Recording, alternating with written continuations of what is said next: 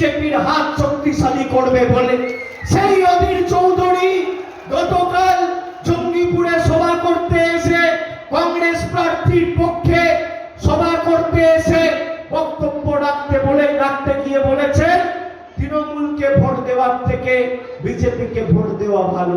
কে বলেছে? বিজেপির কোন নেতা বলেনি, বলেছে অধীর চৌধুরী।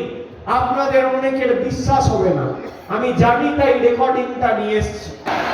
প্রিয় আমাদের দলের সেনাপতি সম্মানীয় অভিষেক ব্যানার্জি মহাশয়, তিনি কংগ্রেস এবং সিপিএম এর অশুভ জোটকে বিদায় দিন।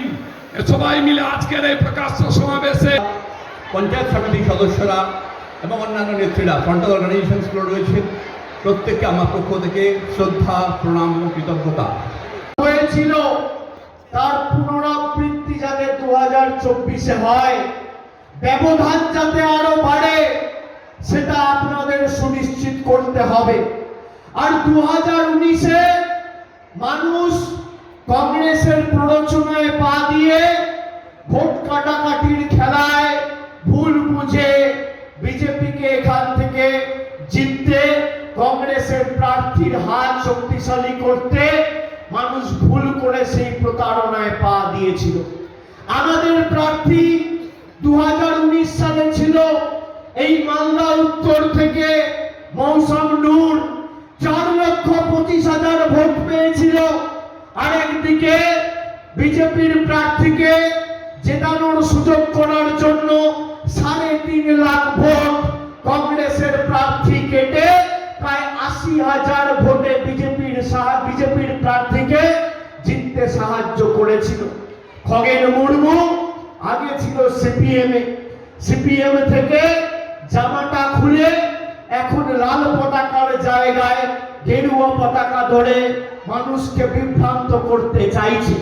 5 বছর এই খগেন মুর্মু আপনাদের সাংসদ, বলুন এই মালদার জন্য, মালদার উত্তরের জন্য, রতুয়ার জন্য, মালতীপুরের জন্য, বামনগোলা হবিবপুরের জন্য কি কাজ করেছেন?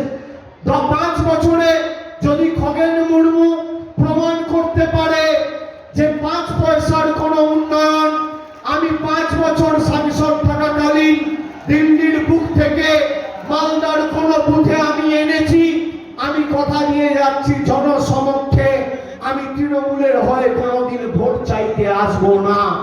আমি আপনাদের বলবো, মায়েরা, দিদিরা, ভাইরা, সমবয়সী, সতীর্থ, সহযোদ্ধাদের সবাইকে আমাদের এক থাকতে হবে। আমাদের একতার মধ্যেই আমাদের শক্তি, আর আমরা যদি ঐক্যবদ্ধ থাকি তবেই বিজেপির পতন আমরা সুনিশ্চিত করতে পারবো। আপনারা 2021-এ তৃণমূলকে 8টা আসনে জিতিয়েছিলেন, 21 থেকে 24 নিজের চোখে দেখেছেন বিজেপির বিরুদ্ধে কে লড়াই করছে। ভারতবর্ষের রাজনৈতিক লড়াই ইন্ডিয়া জোট বিজেপির বিরুদ্ধে করছে। আমরা সকলে চেয়েছিলাম ইন্ডিয়া জোট বাংলায় হোক, কিন্তু কংগ্রেসের নেতা অধীর চৌধুরী এই ইন্ডিয়া জোটকে বাংলায় বাস্তবায়িত হতে দেয়নি বিজেপির হাত শক্তিশালী করবে বলে।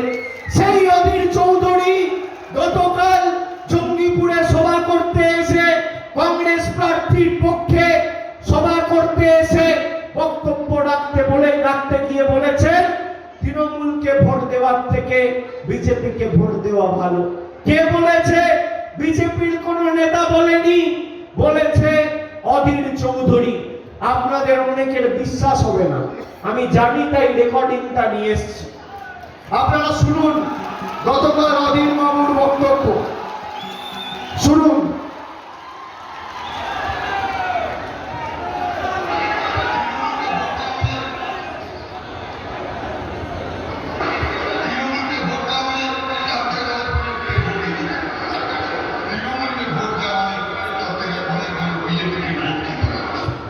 কার গলা এটা?